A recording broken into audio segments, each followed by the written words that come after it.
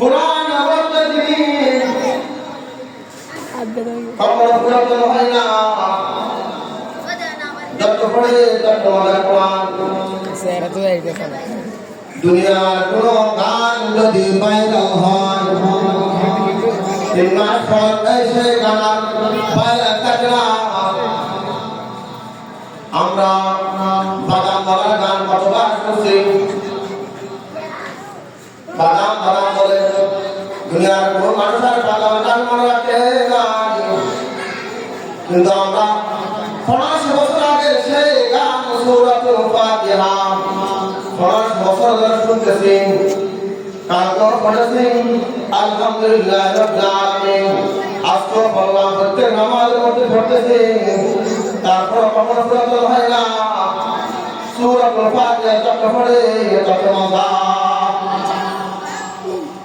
কালকে পড়ে সুবহান রাব্বিয়াল আলা, আজকে পড়ে সুবহান রাব্বিয়াল আলা, কখনো পুরাতন হয় না। কোরআন যত পড়ে তত মজা। এমন তো আছে 8 বছরের সন্তান 8 মাসে হাফেজ কোরআন। মুরব্বিরা বাবারে 8 বছরের সন্তান তো খেলাতে একটি বই যদি তাকে দেওয়া হয়, 1 বছর যদি সময় দেওয়া হয়, 8 আর 1 কষ্ট করে শুনতে কখনো পারবে না। কিন্তু 8 বছরের সন্তান 8 মাসে হাফেজ কোরআন। আমাদের দেশে বলে রবীন্দ্রনাথ ঠাকুরের কবিতা আছে, যদি বলা হয় একটা ওনার গল্প মুখস্থ করে আমাদেরকে 1 মাসের ভিতরে শোনান, একা একা বাস্তব করে শোনাতে পারবে না। যদি একজন 8 বছরের সন্তানকে বলা হয় কোরআন জবান বাস্তব করে শোনাবো, সে আপনাকে 1 বছরের মধ্যে কোরআন শেষ করে দিবে। কোন ধরনের জ্ঞান জবান ব্যস্ত করা, এটা হচ্ছে কোরআনের মর্যাদা অলিকতা। সে সন্তান বুঝিয়ে দিল আল কোরআন হক, কোরআন সত্য, আর জান্নাত হক, জান্নাত সত্য, আর রব্বু হক, আল্লাহ সত্য। আল্লাহ তাআলা বিশ্বনবীর উপরে কোরআন নাযিল করার জন্য 63 বছর সময় নিয়েছেন। 63 বছর রাসূলের সিনার ভিতরে কোরআন নাযিল হওয়ার জন্য 23 বছর সময় লেগেছে। 63 বছর। আর নবীর উম্মাহ 23 বছর নয়, 8 মাসে 8 বছরের সন্তান হাফেজে কোরআন। এটা কোরআনের মুজিজা। আমার মাথার মধ্যে আল্লাহ পাক এমন একটি উদাহরণ দিয়ে দিয়েছেন, কিয়ামতের বিশাল ময়দান যখন কায়েম হয়ে যাবে, আল্লাহ ডাকবেন। একজন লোক দাঁড়িয়ে বলল, আল্লাহ আমি না হযরত নূহ আলাইহিস সালামের সন্তান কেনা।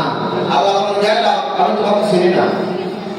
আর তো দাঁড়াবেন, আল্লাহ আমি না আনা আবু ইব্রাহিম, আল্লাহ আমি না আপনার খলিলুল্লাহ ইব্রাহিমের আব্বা। আল্লাহ বললেন, এটা আমি তোমাকে চিনি না।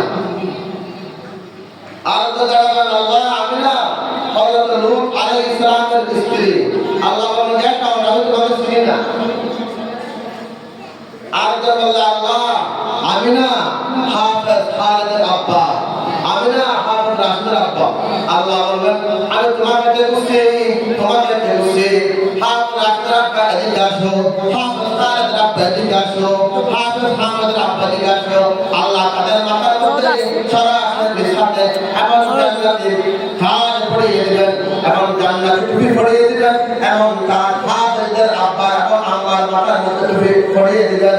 হাদিসের মধ্যে আছে, হাদিসের মধ্যে আছে দরুদ আকসামিন দরুদ সবচেয়ে সূর্যের আলো সে অধিক চমৎকার সুন্দর। সুবহানাল্লাহ। ও জামানা মুআজ্জাল হামিলে কুরআন হুকর আর তুম জলিল হর হোয়ে তারকে কুরআন হুকর। কুরআন দিল বিশ্বসারা কুরআন প্রেমিক মুসলমান, তোমরা আজে বিড়ম্বিত ছেড়ে দিয়ে আল কুরআন। কিয়ামতের বিশাল ময়দানে আল্লাহ ডাকবেন, তাল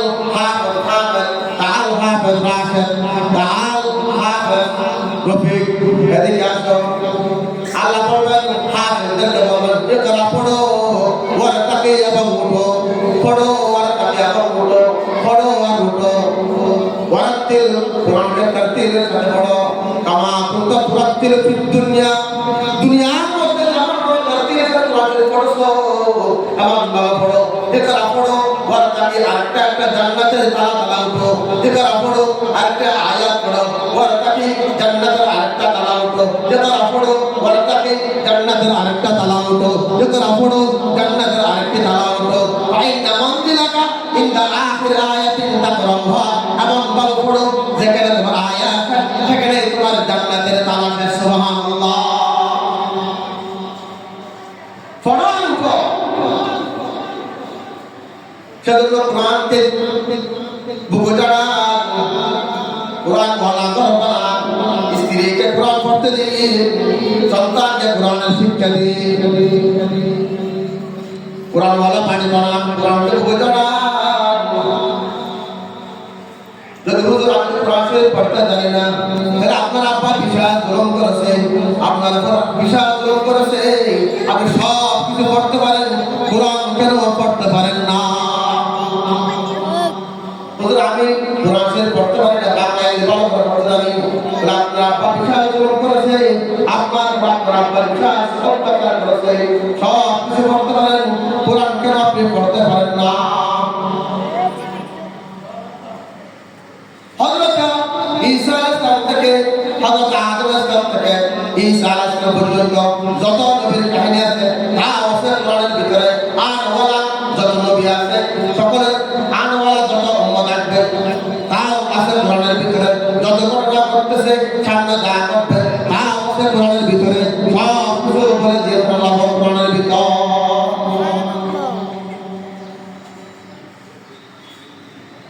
সেজন্য আল্লাহ বলতেছেন নবীর চরিত্র হলো বুড়া কোরআন শরীফ। হাদিসের ভিতরে আছে সর্বোৎকৃষ্ট চরিত্র বুলুগ আযীম। আমার নবী কেমন ছিল? হাদিসের মধ্যে আছে কানা রাসূলুল্লাহি সাল্লাল্লাহু আলাইহি ওয়াসাল্লাম আহসানান নাস ওয়া আজওয়াজান নাস ওয়া আশজাআন নাস। আমার নবী সমস্ত মানুষের মধ্যে সবচেয়ে বেশি সুন্দর মানুষ ছিলেন। সুবহানাল্লাহ। সবচেয়ে বেশি সুন্দর। কেমন সুন্দর ছিল? হযরত জাবের রাদিয়াল্লাহু তাআলা আনহু বলেন, আমি একদিন 14 তারিখে চাঁদের দিকে তাকালাম, আরেকবার আমার বিশ্বনবীর দিকে তাকালাম।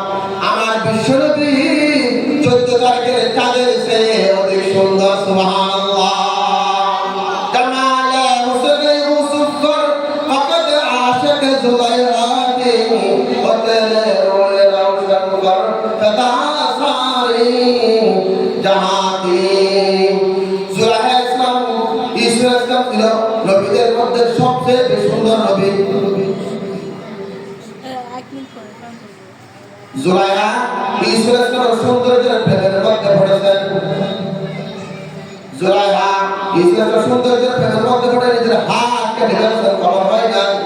আর আমার নবীর সৌন্দর্য দেখে মানুষ গলার মধ্যে ছুরি ছাড়ালেও খবর হবে না। সুবহানাল্লাহ। আমার নবী কেমন সুন্দর ছিলেন? আল্লাহ নবী বলেন আনা মালিহুন ওয়া আখি ইউসুফ সাবিহুন। আমি নবী হচ্ছে লাবণ্যময় সুন্দর, আমার ভাই ঈসা ইসলাম হচ্ছে দবদবে সাদা আর সুন্দর। সুবহানাল্লাহ। লাবণ্যময় সুন্দর, আসল সুন্দর নাকি দবদবে সাদা আর সুন্দর? অবশ্যই লাবণ্যময় সুন্দর, আসল সুন্দর। আমার নবী কেমন ছিল?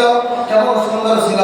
হযরত আয়েশা সিদ্দিকা রাদিয়াল্লাহু তাআলা আনহা দুটি শেয়ার উত্তর দেন, আর মধ্যে দুটি শেয়ার উত্তর দেন। লানা শামসুন ওয়া লিল আফাক শামসুন ওয়া শামসিনা জালু মিন শামসিস সামাই ফায়ুনা শামসা তাতলাউ বা'দাল ফাজর ওয়া শামসি তাতলাউ বা'দাল ইশা। আল্লাহ পাক দুনিয়ার মধ্যে দুটি সূর্য সৃষ্টি করেছেন। আয়েশা সিদ্দিকা রাদিয়াল্লাহু তাআলা আনহা বলেন, আল্লাহর নবী স্ত্রী হযরত আয়েশা সিদ্দিকা রাদিয়াল্লাহু বর্ণনা করেন, আল্লাহ পাক দুনিয়ার মধ্যে কয়টি সূর্য সৃষ্টি করেন? দুইটি সূর্য। একটা সূর্য আছে ইশারার উপর উদিত হয়, আমি আয়েশার বাড়িতে আলোকিত করেন। সূর্যের নাম হযরত মুহাম্মদ রাসূলুল্লাহ সাল্লাল্লাহু আলাইহি ওয়াসাল্লাম। আরেকটা সূর্য রয়েছে ফজর পর্যন্ত হয় গোটা সারা দুনিয়া কালো কেটে গেল সুবহানাল্লাহ একটা সূর্য আমি আয়েশার বাড়ি কালো কেটে করে সূর্যের নাম মুহাম্মদ রাসূলুল্লাহ সাল্লাল্লাহু আলাইহি ওয়াসাল্লাম আর একটা সূর্য রয়েছে এই সূর্যটা হাজার বলতে হয় গোটা দুনিয়া কালো কেটে গেল সুবহানাল্লাহ আমার নবী কেমন ছিল আবার হাদিস মধ্যে আখরান ওয়া আজওয়াদান নাস ওয়া আশজাআন নাস আমার নবী সবচেয়ে বীরত্ব মানুষ ছিল হাদিসের মধ্যে আছে আল্লাহ বলতেছে আমার ডান হাতের ভিতরে 40 জন জান্নাতি যুবকের শক্তি হয়েছে সুবহানাল্লাহ রাসূলের ডান হাতের ভিতরে 40 জন জান্নাতি যুবকের শক্তি ছিল সুবহানাল্লাহ এই শক্তি তিনি কোথায় প্রয়োগ করেছেন মা দাবা আলাইহিস সালাতু ওয়াস সালাম শাইয়ান কাতু বিয়াদিহি ওয়ালা ইমরাআতান ওয়ালা খাদিমান ওয়ালাকিন আইয়ুজাহিদা ফি সাবিলিল্লাহ আল্লাহ নবী এই 40 জন জান্নাতি যুবকের শক্তি দিয়ে তিনি কখনো স্ত্রীদেরকে প্রহার করেন নাই কোন মানুষদেরকে প্রহার করেন নাই কোনদিন কাউকে প্রহার করেন হাজারকে প্রহার করেন নাই এই শক্তি দিয়া তিনি যুদ্ধের ময়দানে শত্রুর বিরুদ্ধে জিহাদ করেছে সুবহানাল্লাহ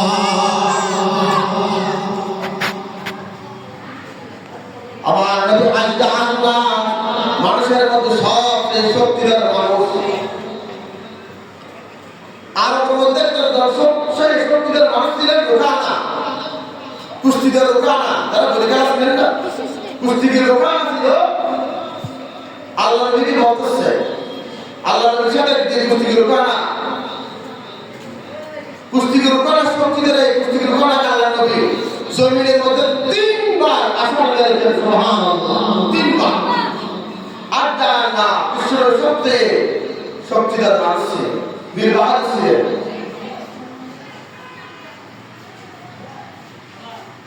আমার নবী কেমন ছিল কানা রাসূলুল্লাহ সাল্লাল্লাহু আলাইহি ওয়াসাল্লাম ইয়াউদুল মারিদ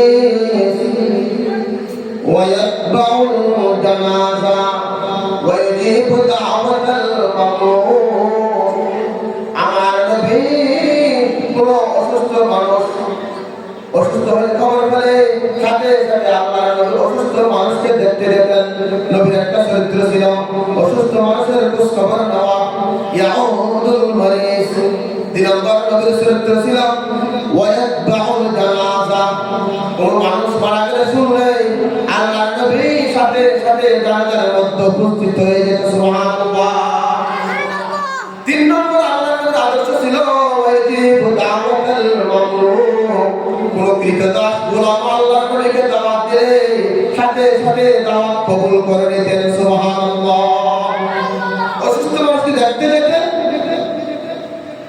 জানাজা হাজির হতেন কোন মানুষ দাওয়াত দিলে কৃতদাস গোলামকে দাওয়াত দিলে আল্লাহ সে দাওয়াত কবুল করে নিতেন সুবহানাল্লাহ বিশ্বের 3টা আদর্শ আমল করেন আমার নবী কেমন ছিল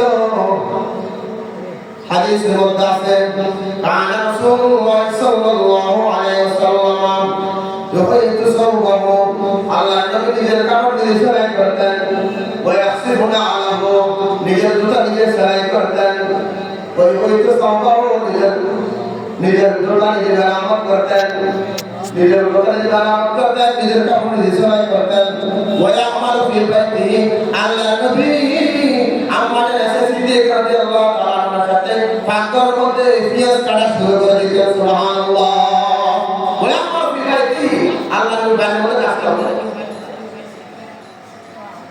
ওয়া নবিয়ুন রাহমাত লাকাদ পানে ওয়ালা মুরাদ গরিব কে বরলানে ওয়ালা দিল মারা তসগীর কিয়া এক আরবী বকি ওয়াদানি হাসবি মুত্তালবি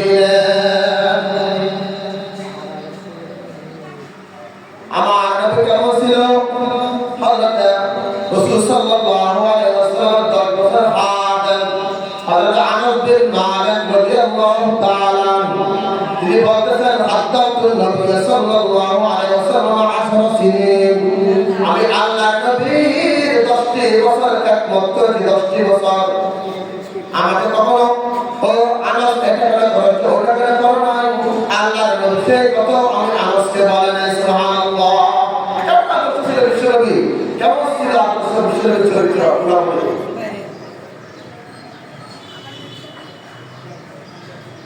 আমার নবী কেমন ছিল হযরত আম্মাদ সিদ্দিক রাদিয়াল্লাহু তাআলা আমাকে জিজ্ঞেস করা হলো তিনি বলতেছেন কানা রাসূলুল্লাহ সাল্লাল্লাহু আলাইহি ওয়াসাল্লাম খুলুকুল কুরআন আল্লাহর নবীর চরিত্র হলো হেদায়েতের মূল গাইড তিরিশ পারা কালামুল্লাহ সুবহানাল্লাহ হেদায়েতের মূল গাইড বিশ্বনবীর ভিতরে আছে এই আদর্শবান হচ্ছে পুরা মানুষের সুবহানাল্লাহ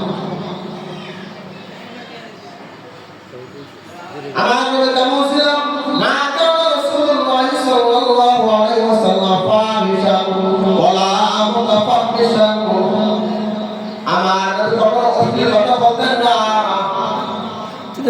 কারো দুঃশব্দ করতেন না কারো গীবত করতেন না ওয়ালা তাফাহুম ফিল আসওয়াক বাজার মধ্যে চিৎকার দিয়ে বাজার মধ্যে কথা বলতেন না কারণ বদলা খারাপ দিতেন না জোরের বদলা তিনি নিয়ে বিচার দিয়ে দিতেন সুবহানাল্লাহ আল্লাহ নবী কার দুঃশব্দ করতেন না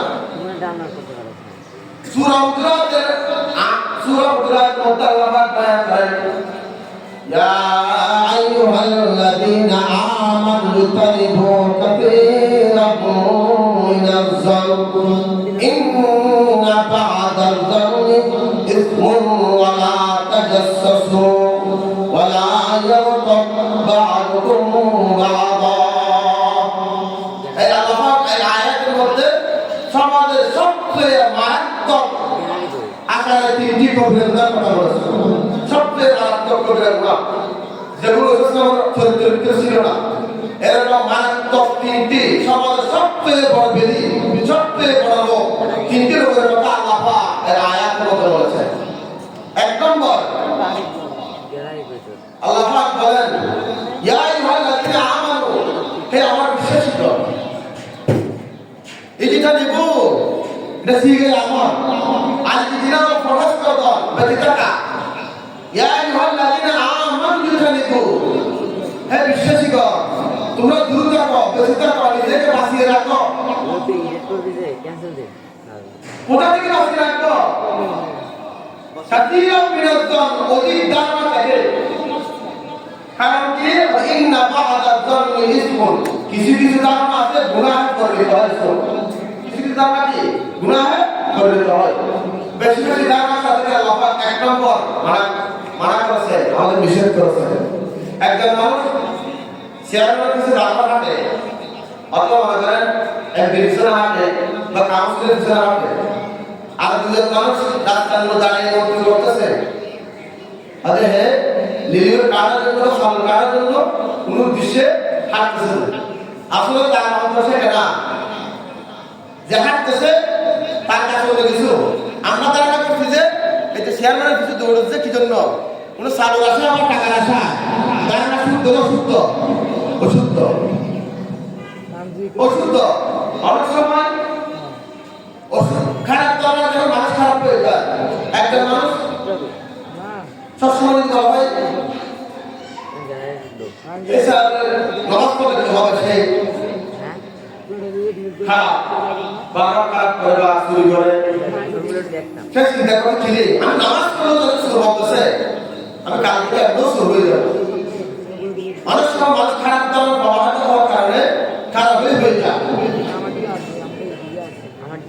একজন মানুষ পুকুরের ঘাটে বসে আছে আর মানুষ ওদের করতেছে আমি রান্না করলাম আমি তো তাহাজ্জুদ করতে উঠলাম হয়তো কোথাও চুরি করে এখানে পুকুরের ঘাটে বসে আছে অথচ উনিও তাহাজ্জুদ করে বা তাহাজ্জুদ করে বসে আছে তা আমার তার কাছে সহি না সহি না সেই কারণে গুনাহ না গুনাহ ইন্না বা'দাল যালমি ইসমুন দারুণ গুনাহ দারুণ করা অমুক